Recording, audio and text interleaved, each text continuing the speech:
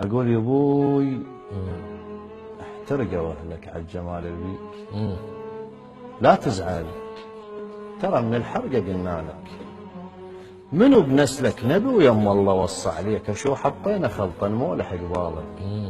بهاي وجوهنا ومن نمشي مغرورين، شاش نسوي لو عدنا الوجه مالك، يا من حتى بمشيتك انت ما تحس بيك، ثقلك على الارض كان خفة خيالك،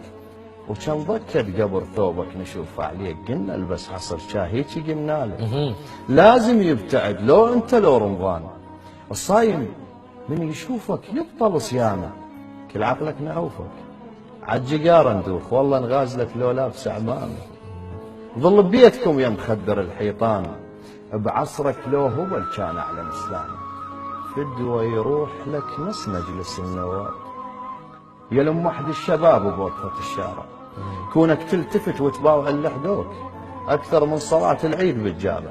غير القابلك وعيونه راح تطيح، غير العالرصيف القاعد يباوع طرقاع اللي فتك، انت واهلك كون وانا واهلي والشافوك والسامع والما منتبه والموتى والعدلين خايف جبلونه وقاعد النازع، لا تطلع قبلتك ما نريد ننام، ما عولنا يخلص ليلنا ونطلع، حضرت جوال عندنا من السياسيين شافتنا على بابك خاف ما نرجع، كان على الاقل قاطفنا لو حصوات هلبت تنكسر جامتكم وتطلع، وناخذ صورتك تحت الجفن وننام، ولو بس شوفتك ما اعتقد نقنع حكومه من الوطن ما شابعه من البوق، كان من شوفتك عود الشعب يشبع، وانت من الحسن صبحيه معرسين، كل شي بيك يضحك من يسالونك، خيعون الملك اللي مقضى عمره وياك، والله يساعده ومتحمل متونك راح نروح لاهلك،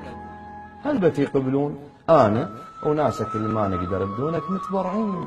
عندك نشتغل عمال نفتح ساعتك نفرك لك عيونك وعصتنا الشفايف، لا تروح ذي بس كلمة صباح الخير وشلون الله صح لسانك، صح لسانك يا حبيبي.